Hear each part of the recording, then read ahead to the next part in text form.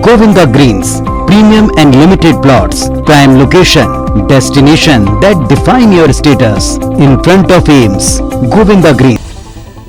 तमिलनाडु के हेलीकॉप्टर हादसे में शहीद हुए सीडीएस जनरल विपिन रावत, उनकी पत्नी मधुलिका समेत 13 शहीद जवानों को पीएम नरेंद्र मोदी ने श्रद्धांजलि दी। पीएम ने शहीदों के परिजनों से एक-एक कर मुलाकात भी की और उन्हें उनका हौसला बढ़ाया। इससे पहले रक्षा मंत्री राजनाथ सिंह और राष्ट्रीय सुरक्षा सलाहकार अजीत डोभाल करीब 8:30 बजे पालम एयरपोर्ट पहुंचे और सभी शहीदों के परिजन से मिलकर बातचीत की। पीएम के बाद राजनाथ सिंह और अजीत डोभाल ने शहीदों को श्रद्धा सुमन अर्पित किया।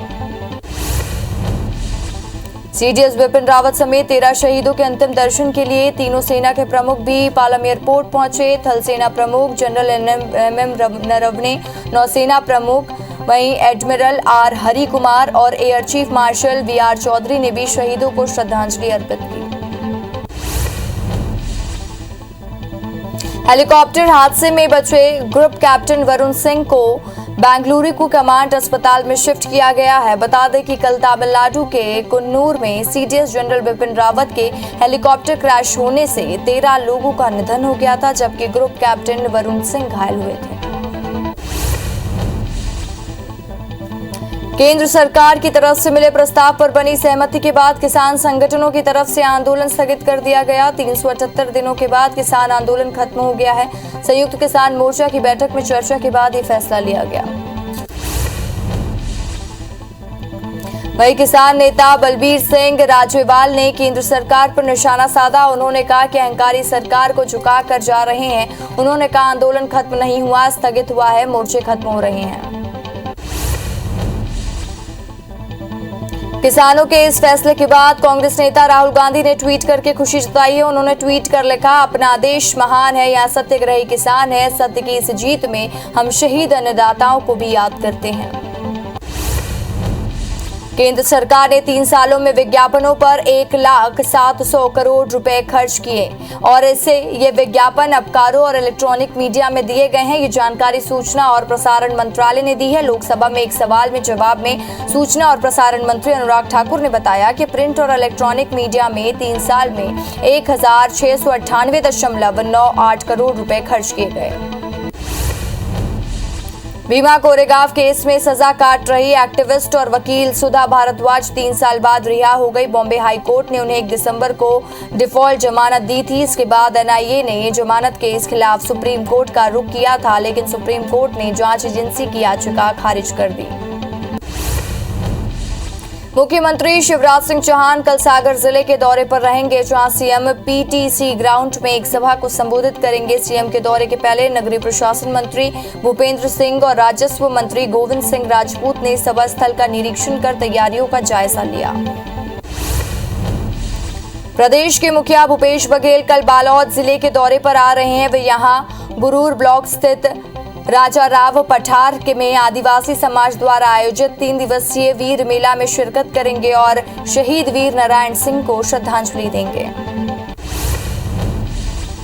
एमपी कांग्रेस ने प्रदेश महिला कांग्रेस के 4 उपाध्यक्ष नियुक्त किए हैं। उनमें से एक नाम नूरी खान का है। बता दें कि हाल ही में नूरी खान ने तवज्जो न देने को लेकर पार्टी के सभी पदों से इस्तीफा दे दिया था और फिर बाद में ही इस्तीफा वापस ले लिया था। अब नूरी खान को पद मिल जाने पर पार्टी के ही भीतर विरोध तेज हो गया है। नूरी खान के विरोधी ये दावा कर रहे हैं कि नूरी की प्रेशर पॉलिटिक्स कामयाब हो गई। मध्य प्रदेश में होने वाले पंचायत चुनाव पर रोक लगाने से हाईकोर्ट ने इनकार कर दिया है। जबलपुर हाईकोर्ट में करीब 40 मिनट तक बहस चली, जिसके बाद हाईकोर्ट ने स्टे से इनकार किया। फैसले के बाद वरिष्ठ वकील विवेक तनखा ने कहा कि हाईकोर्ट के इस फैसले के खिलाफ वे सुप्रीम कोर्ट जाएंगे। मध्य प्रदेश में गृह मंत्री नरोत्तम मिश्रा ने इंदौर दौरे के दौरान कांग्रेस पर निशाना साधा। पंचायत चुनाव को लेकर कहा कि कांग्रेस के लोग पलायन कर रहे हैं, कांग्रेस भाग रही है। डेमोक्रेसी की सबसे निचली और छोटी इकाई पंचायत चुनाव होती है, लेकिन कांग्रेस ये चुनाव भी नहीं चाहती। सीएम भूपेश बघेल और गृह मंत्री ताम्रध्वज साहू के गढ़ में बीजेपी के दिग्गज पूर्व मंत्री बृजमोहन अग्रवाल, प्रेम प्रकाश पांडे, सांसद संतोष पांडे और नेता प्रतिपक्ष धर्मलाल कौशिक ने चुनावी कमान संभाल ली है। भिलाई, चरौदा और रिसाली नगर निगम का चुनाव भाजपा के इन दिग्गजों की प्रतिष्ठा का सवाल बन गया है। इन नेताओं ने अपनी पार्टी के साथ, अपनी टीम के साथ दुर्ग, भिलाई में डेरा डाल लिया है। मुख्यमंत्री भूपेश बघेल ने नगरीय निकाय चुनाव को लेकर भाजपा पर निशाना साधा है। उन्होंने कहा कि भाजपा को स्थानीय नेतृत्व पर भरोसा नहीं है, इसलिए डी पुरंदेश्वरी चुनाव कमान संभाल रही हैं। साथ ही सीएम ने कहा, राज्य सरकार से बीजेपी को छोड़कर कोई वर्ग नाराज नहीं है, क्योंकि बीजेपी को हमने 14 सीट में समेट कर रख दिया था। बलरामपुर के जनपद पंचायत में अध्यक्ष और उपाध्यक्ष के खिलाफ लगे अविश्वास प्रस्ताव पर फ्लोर टेस्ट हुआ, जिसमें जनपद सदस्यों ने वोटिंग की और स्मोक फ्लोर टेस्ट में एक बार फिर से बीजेपी समर्थित अध्यक्ष और उपाध्यक्ष की जीत हुई। जनपद सदस्यों की वोटिंग में अध्यक्ष विनय पैकरा को 8, वहीं उपाध्यक्ष भानुप्रकाश दीक्षित को 10 वोट मिले हैं। भोपाल और इंदौर में पुलिस कमिश्नर सिस्टम लागू हो गया। गृह मंत्री डॉक्टर नरोत्तम मिश्रा ने प्रेस कॉन्फ्रेंस करके इसकी जानकारी दी है। उन्होंने कहा है कि दोनों शहरों में नई पुलिस व्यवस्था को लागू करने की अधिसूचना जारी कर दी गई है। भोपाल, इंदौर में अब अतिरिक्त पुलिस महानिदेशक ADG स्तर के अधिकारी आयुक्त होंगे। इंदौर और भोपाल में आयुक्त का एक पद होगा। भोपाल में 38 थाने और इंदौर में 36 थाने पुलिस कमिश्नर के दायरे में आएंगे। जांजगीर के मड़वा तेंदुभाटा स्थित अटल बिहारी वाजपेयी ताप विद्युत गृह DSPM कोरबा पूर्व और HTPS कोरबा पश्चिम में कार्यरत संविदा लाइन परिचारक नियमित नौकरी की मांग को लेकर 4 दिनों से धरने पर बैठे हुए हैं, लेकिन ना तो इनकी प्रबंधन सुन रहा है और ना ही सरकार। इससे कड़कड़ाती ठंड में लाइन परिचालक धरना दे रहे हैं। छत्तीसगढ़ राज्य शाकंभरी बोर्ड के अध्यक्ष राजकुमार पटेल 1 दिवसीय प्रवास पर जशपुर पहुंचे, जहां उन्होंने उद्यान विभाग के अधिकारियों की समीक्षा बैठक लेकर विभाग द्वारा संचालित योजनाओं और उपलब्धियों की जानकारी ली। मुरैना के एक निजी स्कूल में साइबर संबंधी वर्कशॉप का आयोजन किया गया, जहां ADG डॉक्टर वरुण कपूर ने छात्रों को साइबर बुलिंग और साइबर ग्रूमिंग के बारे में जानकारी दी। वहीं इससे बचने के तरीके भी बताए और इस दौरान ADG ने बच्चों से साइबर संबंधी प्रश्न भी पूछे और सही जवाब देने वाले छात्रों को मेडल देकर प्रोत्साहित किया। भोपाल में 11 दिसंबर को नेशनल लोक अदालत का आयोजन किया जाएगा, जिसमें दीवानी, फौजदारी, पारिवारिक विवाद, विद्युत अधिनियम से संबंधित विवाद, दावा, पूर्व विवाद और श्रम न्यायालय से संबंधित विवाद प्रकरणों का निराकरण किया जाएगा। तिल्दा तहसील कार्यालय में आयोजित जनदर्शन राजस्व शिविर में रायपुर कलेक्टर सौरभ कुमार ने लोगों से मुलाकात की और उनकी समस्याओं को सुनकर निराकरण किया। कुछ आवेदनों पर तहसीलदार और SDM को तत्काल निराकरण करने के आदेश दिए। कलेक्टर को दिए गए ज्यादातर आवेदन राजस्व से संबंधित थे। बिलासपुर शहर में बढ़ते डायरिया के प्रकोप के बीच राज्य महामारी नियंत्रक के डायरेक्टर सुभाष पहुंचे। यहां उन्होंने निगम व स्वास्थ्य विभाग के अधिकारियों के साथ प्रभावित क्षेत्रों का दौरा किया और महामारी नियंत्रण को लेकर स्वास्थ्य विभाग और निगम के द्वारा किए जा रहे उपयोगों का अवलोकन किया।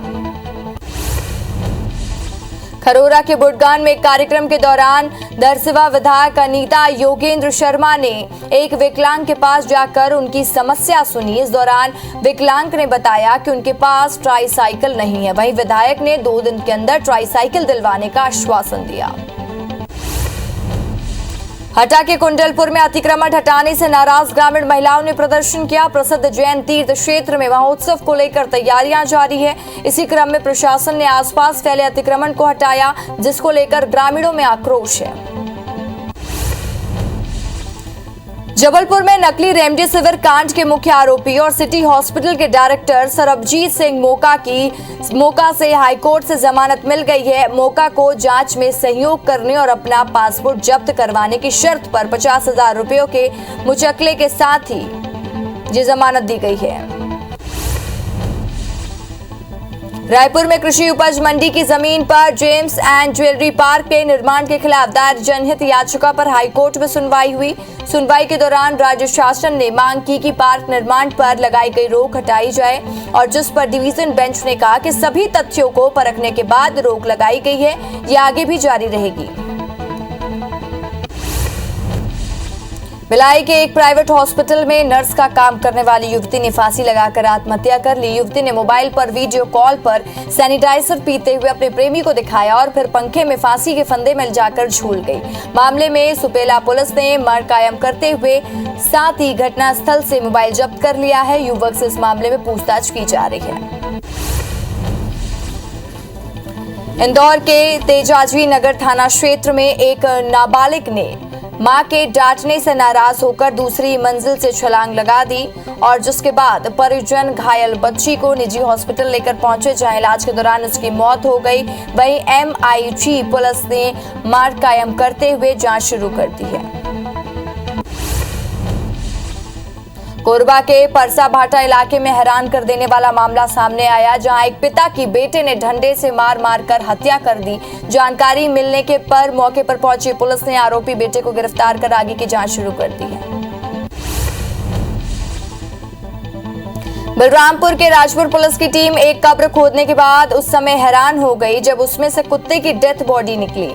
मामला कर्रा गांव के सागौन जंगल का, जहां पुलिस को सूचना मिली कि एक महिला की हत्या कर उसकी लाश को दफन कर दिया गया है, लेकिन जब पुलिस ने कब्र खोदा तो उसमें से कुत्ते की डेड बॉडी मिली।